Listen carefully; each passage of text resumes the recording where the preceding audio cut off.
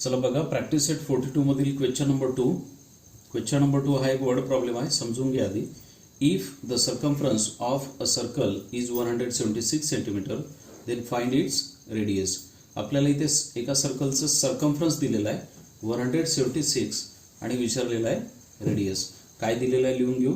Circumference दिलेला आहे म्हणजे सी ची व्हॅल्यू दिलेली आहे, C is equal to 176 centimetre आणि विचारलेलं काय आहे रेडियस म्हणजे आर ची व्हॅल्यू आपल्याला विचारलेली आहे. चला तर मग आता सर्कम्फरन्स वरून आपल्याला रेडियस काढायचं आहे. आपल्याकडे फॉर्म्युले आहेत. सर्कम्फरन्स वरून रेडियस काढायचं असेल तर हा फॉर्म्युला आपल्याला यूज करावा लागेल, C is equal to 2 pi R. चला तर मग घेऊया, C is equal to 2 pi r. फॉर्म्युल्यामध्ये व्हॅल्यू पुट अप करूया. सी ची व्हॅल्यू आपल्याला माहिती आहे 176, म्हणून सी च्या ठिकाणी 176 इज इक्वल टू 2 इंटू पायची व्हॅल्यू 22/7 इंटू आर. रेडियस आपल्याला काढायचं आहे आरची व्हॅल्यू, म्हणून आर तसाच राहील. आर या साईडमध्ये आहे, मग आर सोबत आलेले हे जे नंबर आहेत हे नंबर या साईडमधून कॅन्सल करून आपण या साईडमध्ये घेणार. हे नंबर कॅन्सल करण्याचे रूल तुम्हाला माहीत आहेत.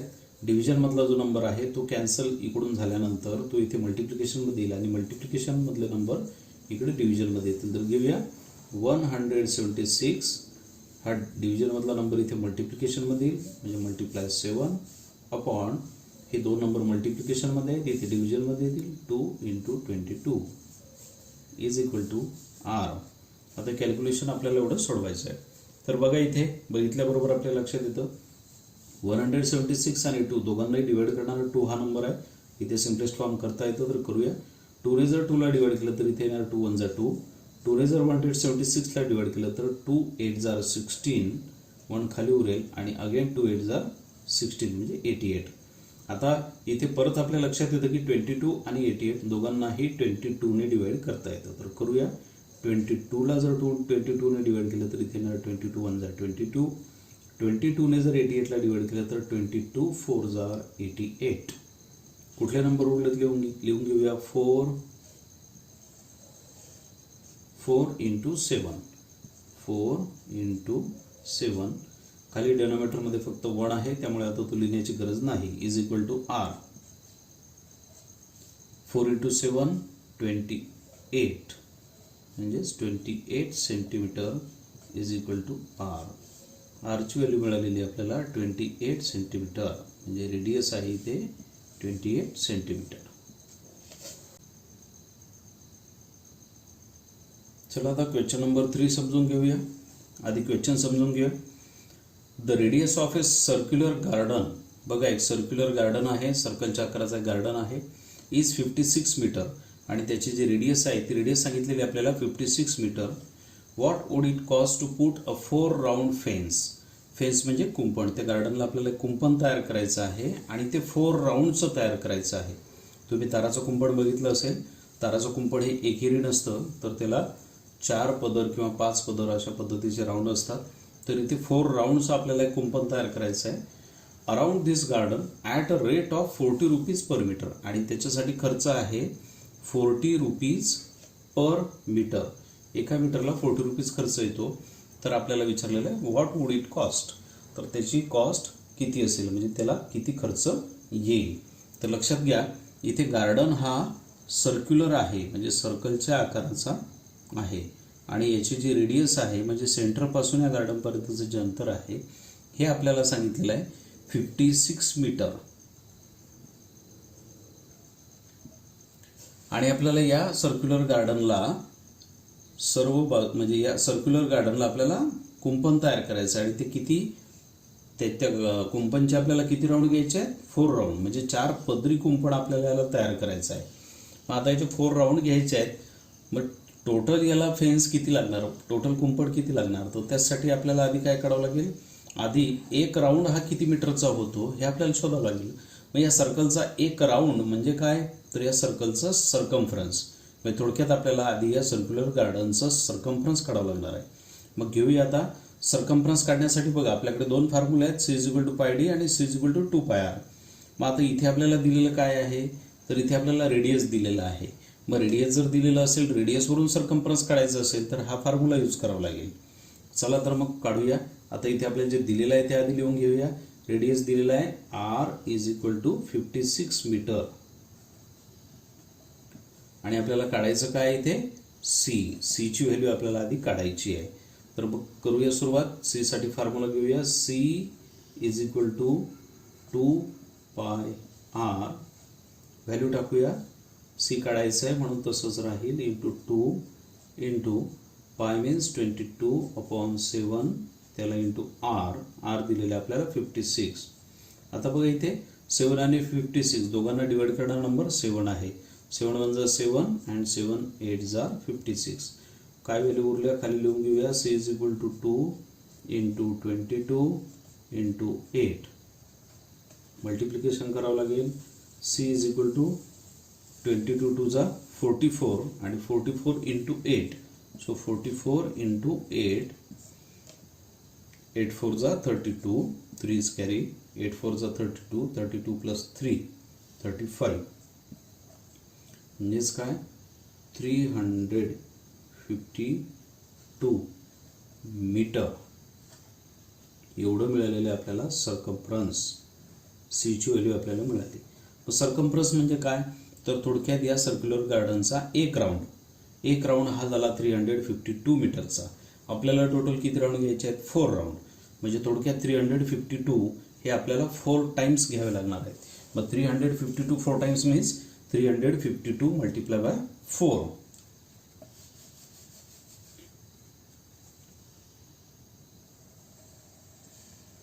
बघा तर इथे काढूया आपण आधी total fence.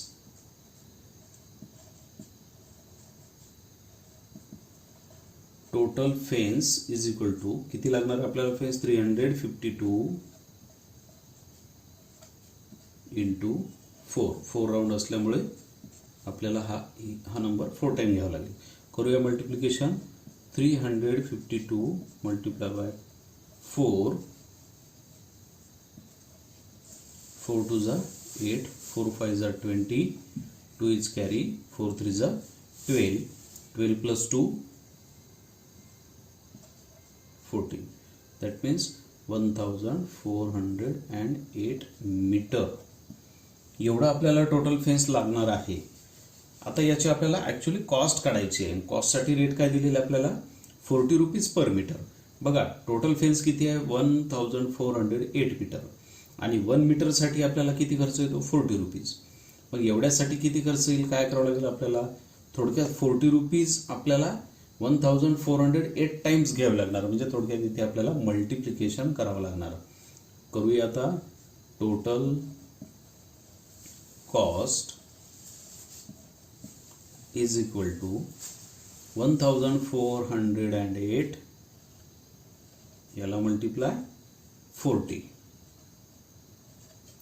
Is equal to multiplication करूया 1408 मल्टिप्लाय 40.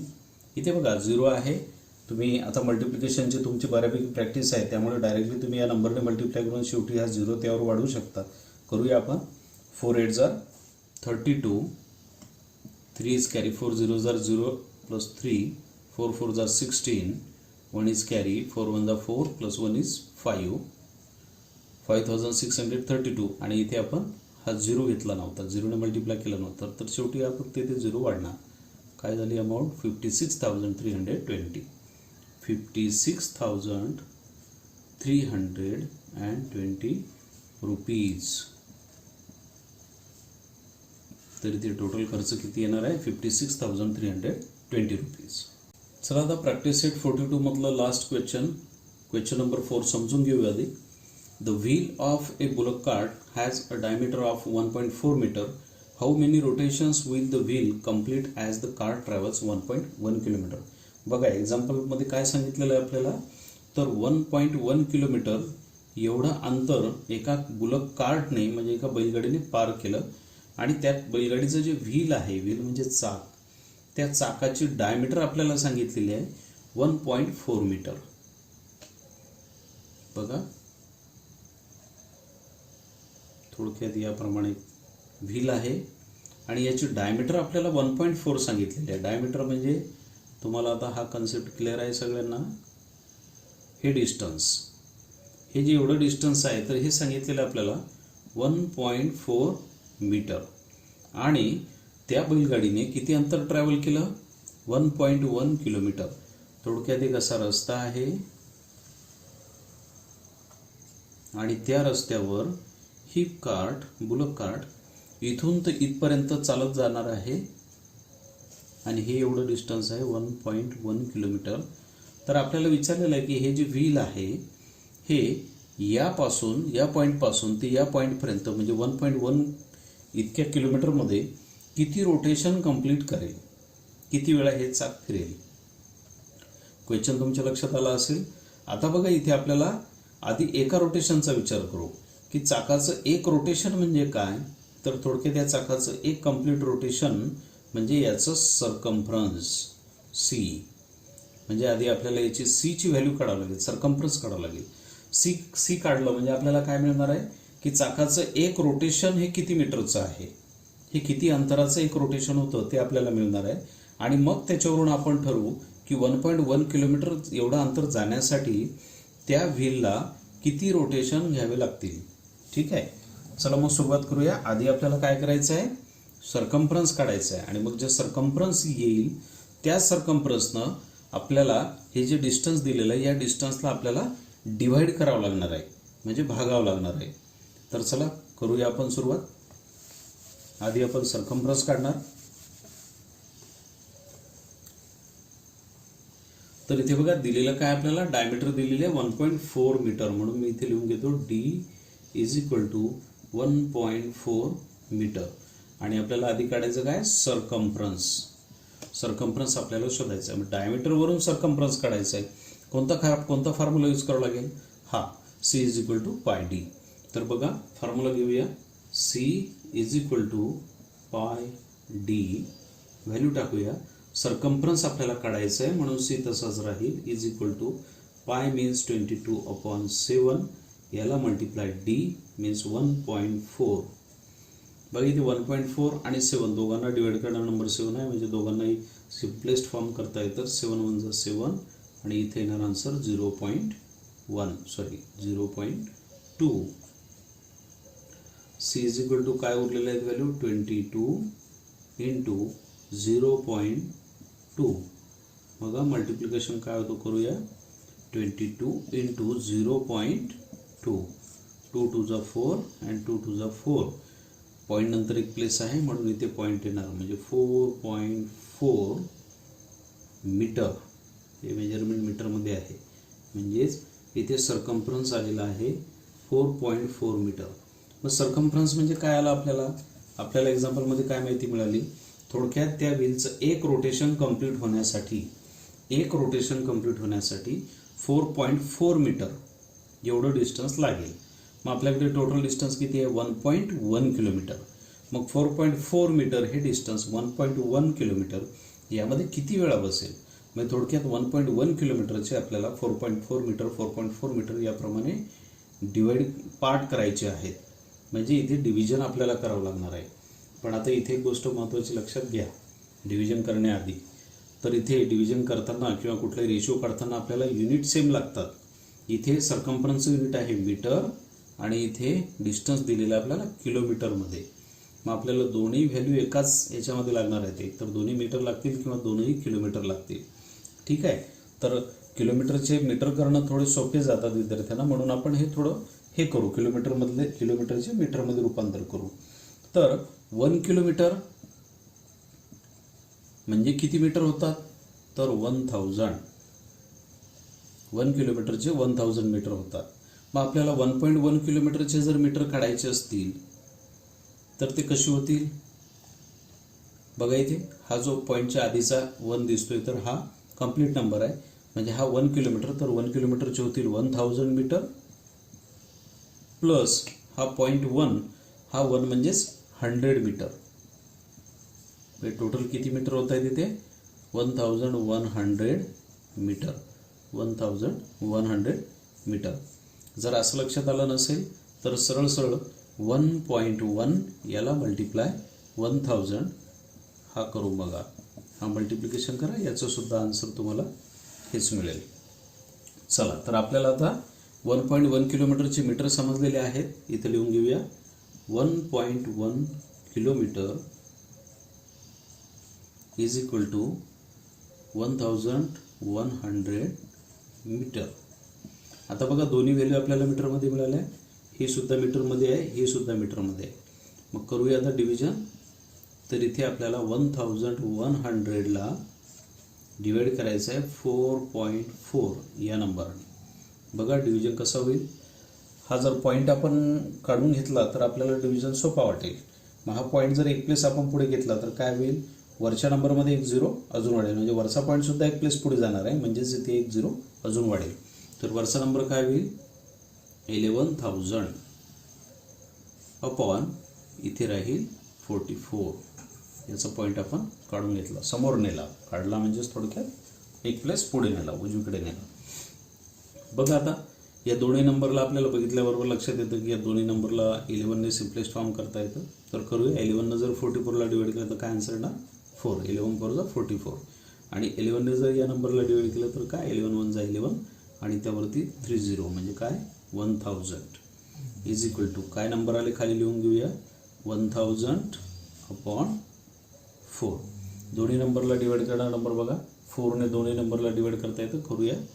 4 1 जा 4. 4ने जर या नंबरला डिवाइड केलं 1000ला तर काय आन्सर येणार आहे 4 2 जा 8 प्लस 4 5 जा 20 आणि हा 10. डिव्हिजन लक्षात आला नसेल बघा इथे 4ने डिवाइड केलं 4 2 जा 8 10 minus 8 is 2. now take here 0 4 5 जा 20 20 minus 20 is 0. now take here another 0 4 0 जा 0 0 minus 0 is 0. so 250. तर बघा इथे आपल्याला आता आन्सर मिळालेला आहे 250 म्हणजे टोटल रोटेशन्स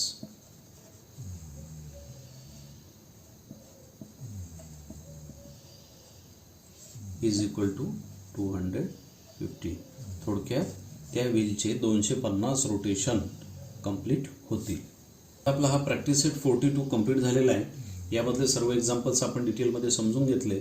जर काही एक्झाम्पल समजले नसतील तर कृपया प्रॅक्टिस सेट हा परत बघा. आणि विशेष म्हणजे केवळ बघून थांबू नका, तर आपल्या मनाने हे एक्झाम्पल सोडून बघा. एक एक एक्झाम्पल केवळ एकच वेळा सोडवणं पुरेसं नाही, एक एक एक्झाम्पल 4-4 5-5 वेळा सोडून बघा, म्हणजे आपली प्रॅक्टिस होईल आणि आपले फॉर्म्युलेसुद्धा पाठ करायची गरज नाही राहणार. ते ऑटोमॅटिकली तुमच्या लक्षात राहतील. So best of luck.